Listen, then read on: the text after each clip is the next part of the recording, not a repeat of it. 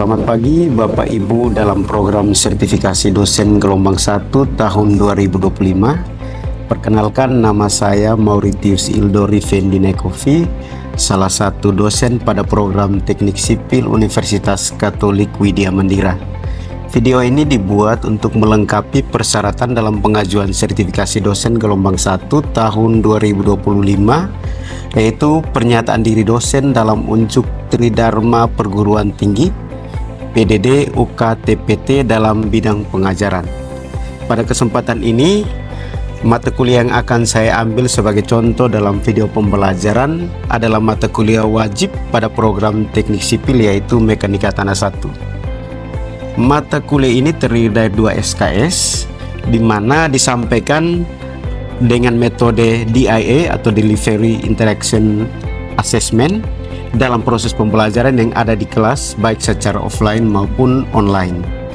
Mata kuliah ini menjelaskan prinsip-prinsip dasar sifat tanah yang terkait dalam bidang rekayasa teknik sipil.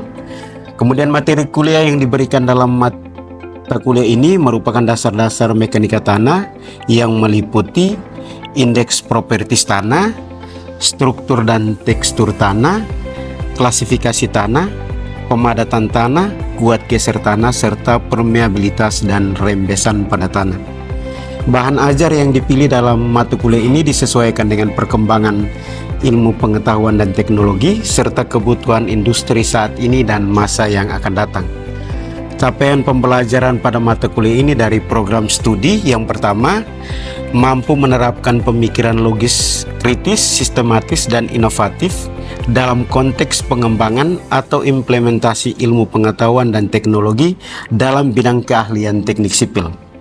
Yang kedua, mampu melakukan proses evaluasi diri terhadap kelompok kerja yang berada di bawah tanggung jawabnya dan mampu mengelola pembelajaran secara mandiri.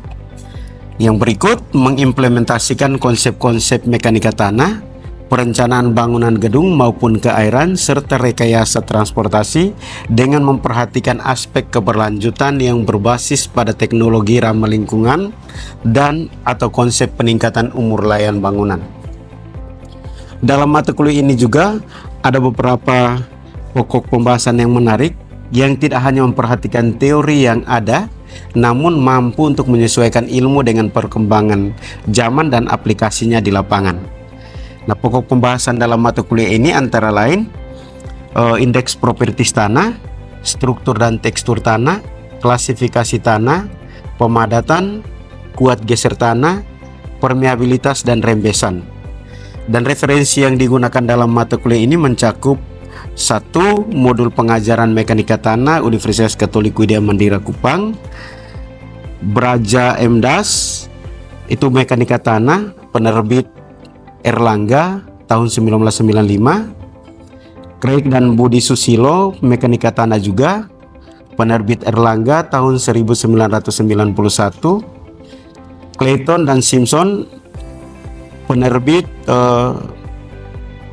Science UK, di mana judulnya itu Site Investigation. Kemudian ada Wesley mengenai mekanika tanah edisi baru tahun 2017, penerit Andi, Jogja. Nah, aspek penilaian pada mata kuliah ini terdiri dari kehadiran 10%, UTS 30%, ujian akhir semester 30%, tugas 30%. Dan metode pengajaran yang digunakan yang tadi saya sebutkan, yaitu metode DIA atau Delivery Interaction dan Assessment. Video ini dibuat untuk melengkapi persyaratan dalam pengajuan sertifikasi dosen gelombang 1 tahun 2025, yaitu mengenai pernyataan diri dosen dalam unjuk kerja Tridharma Perguruan Tinggi, PDD UKTPT dalam bidang pengajaran. Selamat sore semua. Selamat sore, Pak. Saya ulang lagi, ini karena sore jadi banyak yang sudah lapar atau tadi baru habis makan. Selamat sore. Sore, Pak. Oke, ini ada yang senyum, ada yang jawab, ada juga yang tertawa. Tapi saya yakin percaya kalau pada saat kuliah mekanika tanah ini semuanya kita senang karena kita belajar soal tanah. Oke, baik. Semester kemarin itu kalian baru masuk semester 1 itu sudah belajar soal dasar-dasar semester kedua itu ada satu tambahan materi kuliah itu yang namanya mekanika tanah. Kenapa ada satu? Karena ada mekanika tanah 1 dan mekanika tanah 2. Oke. Kemudian nanti ada mata kuliah turunan lainnya. Nah, ini mekanika tanah 1, khusus untuk mekanika tanah 1 yang mengajar itu, yang mengampu itu terbagi atas 3 kelas. Salah satunya saya, ini nama lengkap saya ini Mauritius Ildori Fendi Nekovi. Kemudian kelas yang berikut nanti diampu oleh Pak Krisanto Seria Bella, dan yang kelas ketiganya itu oleh Pak Paulus Yanto. Sama-sama ini akan mengajar tentang mekanika tanah yang berbeda, ada kelas. Nah, yang kelas ini nanti seterusnya dengan saya. Oke. Nah, ini untuk informasi awal presensi mata kuliah, silahkan kamu login ke akun masing-masing. Kemudian kita juga ada edarkan untuk yang manualnya. Silahkan nanti di login di masing-masing akun ada, silahkan absen masing-masing. Untuk pertemuan pertama, khususnya hari ini materi kuliahnya tentang indeks propertis tanah nanti. Kemudian sebagai pendahuluan, apa saja yang akan kita pelajari selama 1 semester? Itu yang pertama itu kita jumlah pertemuannya itu akan 1 sampai 15 dengan 2 kali ujian tengah semester dan 1 kali ujian tengah semester dan 1 kali ujian akhir semester. Selanjutnya itu akan terbagi atas pokok bahasan, ada indeks propertis, kemudian ada struktur dan tekstur tanah, klasifikasi tanah, pemadatan, kuat geser tanah, dan permeabilitas serta rembesan tanah. Baik adik-adik sekalian, sebelum kita masuk ke materinya, saya mau tahu pengetahuan kamu atau pemahaman kamu soal tanah itu sendiri. Siapa yang bisa menjelaskan atau memberikan pandangan atau memberikan pendapat soal tanah atau pengertian tanah dan sebagainya? Silahkan. Siapa? Saya, Pak. Silahkan. Tanah adalah material yang terdiri dari partikel-partikel padat yang tidak terikat secara permanen. Oke, ada lagi? Bagus tadi. Ada lagi? Silahkan. Saya, Pak. Oke, silahkan. Perkenalkan diri, kemudian silahkan jawab ya. Baik, terima kasih atas kesempatannya, Pak. Perkenalkan, nama saya Francisca Novaria Banu. Saya ingin menjawab apa itu mekanika tanah. Jadi mekanika tanah itu adalah ilmu yang mempelajari perilaku fisik dan mekanis tanah, serta bagaimana mengaplikasikannya dalam desain dan konstruksi berbagai struktur seperti pembangunan jembatan, pembangunan gedung, dan jalan. Oke, baik, terima kasih. Kita kasih aplaus dulu ya. Oke, baik, kedua teman kalian itu menjawab dengan sangat bagus. Baik. Tanah atau tanah, kemudian kita beralih ke mekanika tanah itu seperti yang dijawab tadi. Kita coba lihat pengertian yang menurut literatur. Baik. Nah, tanah itu tadi sudah dijelaskan bahwa tanah itu terdiri dari partikel-partikel padat yang kemudian itu membentuk suatu lapisan tertentu. Seperti yang tadi kamu lihat ada di sini. Nah, ini yang namanya tanah. Oke. Kemudian mekanika tanah itu adalah, tadi dijelaskan bahwa mekanika tanah itu ada ilmu yang mempelajari tentang perilaku tanah. Jadi tanah ini karena dia terdiri dari material padat yang asalnya juga berbeda, maka dia memiliki sifat yang berbeda. Oke. Selain itu, tanah ini kan dia salah satu bagian dari bahan konstruksi, entah nanti dia sebagai lapisan pondasi atau kalau tidak sebagai timbunan.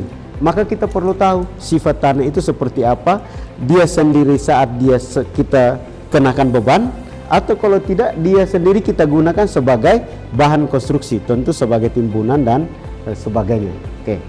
Nah, ilmu mekanika tanah itu adalah ilmu yang paling mudah di teknik sipil. Jadi ada struktur, ada air, itu sudah berabad-abad lalu. Ilmu mekanika tanah itu yang modern itu baru dimulai pada tahun 1908 oleh itu Casagrande, Atterberg, maaf, oleh Atterberg, kemudian ada Casagrande, kemudian ada Tersaghi. Oke. Nah, Tersaghi, Atterberg ini adalah bapak-bapak dari ilmu mekanika tanah. Oke. Kemudian ada ahli-ahli lain yang sampai sekarang juga masih hidup. Baik. Oke, untuk tahu tentang mekanika tanah, kemudian tentang indeks properties tanah, ini ada beberapa istilah yang harus kita pahami. Karena ke depan kita akan berbicara tentang istilah. Oke. Nah, untuk istilah atau simbol, yang pertama itu nanti ada E, itu angka pori, kemudian ada berat jenis, kemudian ada berat isi, kemudian ada indeks konsistensi, ada indeks likuiditas, ada porositas, ada volume tanah, kemudian ada berat tanah, dan yang terakhir itu di sini ada batas-batas, batas cair, batas plastis, dan batas susut. Oke. Nah, ini minimal kita perlu tahu atau hafal. Kemudian yang di bawah ini ada kode-kodenya. Misalnya ini ada O, ini ternyata ada gamma, kemudian ada D. Kemudian ada gamma, kemudian ada S. Kemudian ada gamma, kemudian di bawahnya ada sat. Nah, kalau D ini dry, kemudian sat ini saturated, kemudian W ini water. Tergantung nanti tanah itu yang akan kita pelajari. Tanah itu kondisinya di mana, tempatnya di mana, kemudian apa saja yang ada di dalam tanah itu. Nah, kan kamu kenal istilah tanah. Oh ya, tanah yang kita injak ini asalnya dari mana? Oke, kalau kita belajar ilmu agama, tanah itu ciptaan Tuhan dan sebagainya. Kalau kita mau pelajari tentang tanah di ilmu mekanika tanah, secara mekanis itu tanah itu ada dua. Tanah residu dan tanah endapan. Nah, hanya dua itu karena coba kamu bayangkan, tanah itu yang pertama itu terbentuk dari batuan. Nah, batu itu secara kenyataan di lapangan dia terbuka, berarti ada proses di situ, ada proses pelapukan yang diakibatkan oleh tadi iklim basah dan kering akibat hujan, kemudian musim kemarau. Kemudian di situ juga tanah itu sendiri ada ikatan-ikatan yang terbentuk secara kimiawi. Nah, tanah kalau misalkan dia di atas gunung, kemudian tanah seperti ini di atas gunung, itu yang namanya tanah residual atau tanah residu. Tanah itu terbentuk karena akibat pelapukan dari tanah itu sendiri. Setelah dia melapuk,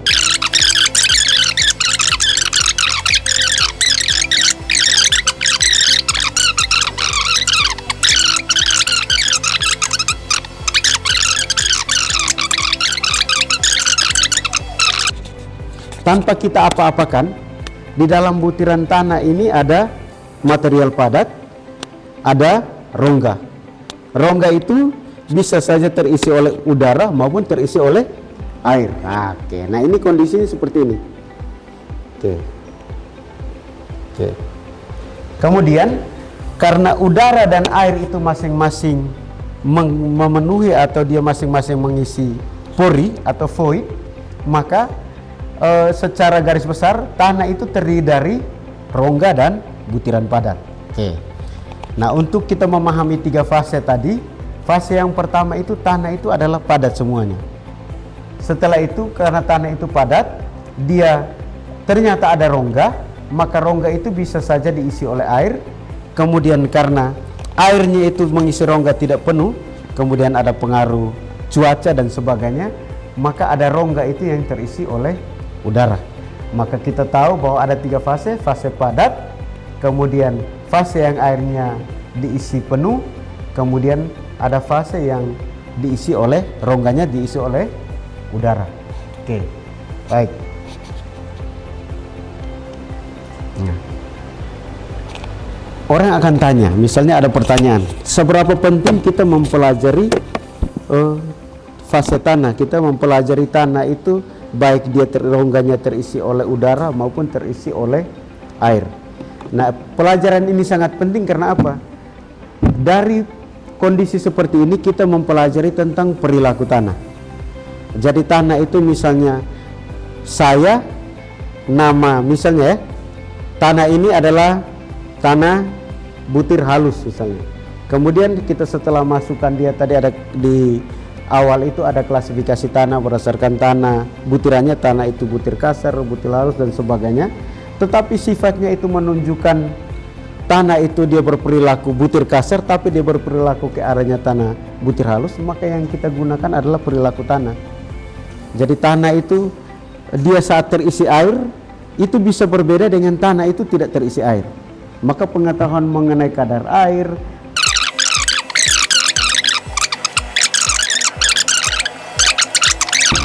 Oke, baik. Dari tadi kuliah yang kita sudah lalui, pelajaran materi yang kita lihat, kesimpulan yang paling terakhir itu kira-kira parameter apa saja yang dihasilkan tadi dengan fase-fase tanah tadi. Fase antara rongga tadi terisi udara, kemudian ada terisi air, setelah itu ada padatnya. Nah, ini parameter yang dihasilkan itu yang pertama itu kadar air. Kadar air itu keterkaitan dengan fase saat tanah itu mulai mencair atau tanah itu mulai jenuh. Nah, itu fungsinya itu dalam konstruksi itu menentukan jenis tanah dan stabilitas. Kemudian itu untuk void ratio. Parameter itu void ratio di dalamnya itu keterkaitan dengan udara dengan saat cair atau air tadi. Itu untuk menunjukkan porositas tanah. Setelah itu ada saturasi atau derajat kejenuhan. Kemudian pengaruhnya terhadap kekuatan dan drainase tanah. Yang berikut itu adalah berat isi, baik itu dalam itu kesimpulan dari kuliah kita. Yang pertama itu tanah itu terdiri dari 3 fase. Fase padat, fase cair, dan fase ada udaranya. Kemudian pemahaman untuk kita mengetahui proses 3 fase itu tujuannya itu untuk mengetahui interaksi antara 3 fase tersebut. Kemudian kita dapat memprediksi perilaku tanah. Setelah itu konsep yang terakhir itu dari pengetahuan kita tentang 3 fase itu kita mempelajari konsolidasi tanah, kemudian tekanan yang terjadi dalam tanah, terutama tekanan efektif dan kekuatan geser tanah. Oke, baik. Sampai di sini. Sebelum kita menuju ke tugas, ada yang ingin bertanya? Silahkan. Saya Mbak.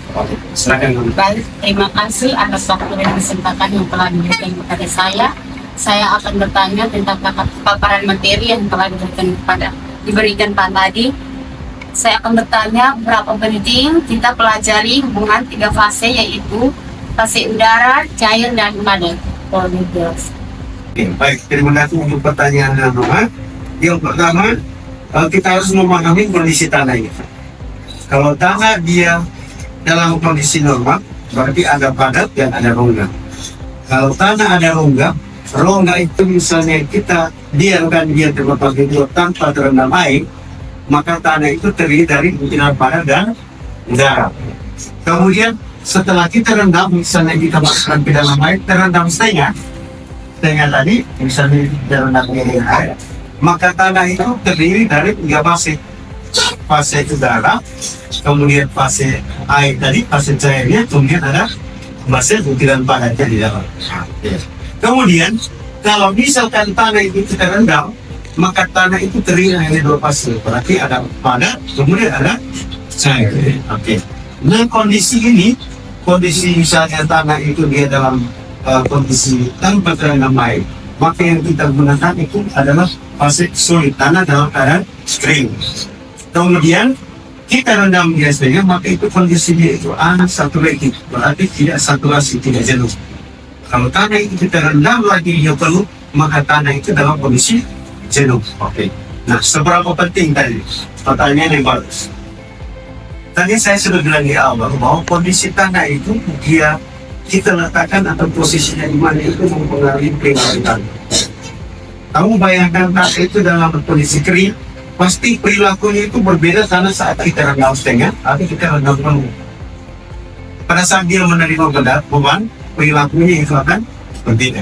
Oke, maka itu kita perlu cari tahu tanah itu kandungan torinnya di dalamnya berapa, kemudian karena polinnya sudah banyak, kandungan air di dalamnya berapa, baru kita bisa tentukan tanah ini kira-kira dia posisinya terendam penuh, jenuh, tidak jenuh, atau dalam keadaan kering. Sekian video pembelajaran dalam mata kuliah Mekanika Tanah 1 dengan subbab Indeks Properties Tanah pada program studi Teknik Sipil Universitas Katolik Widya Mandira Kupang. Semoga bisa menjadi bahan pertimbangan baik dalam proses pengajuan sertifikasi dosen gelombang 1 tahun 2025. Sekian dan terima kasih.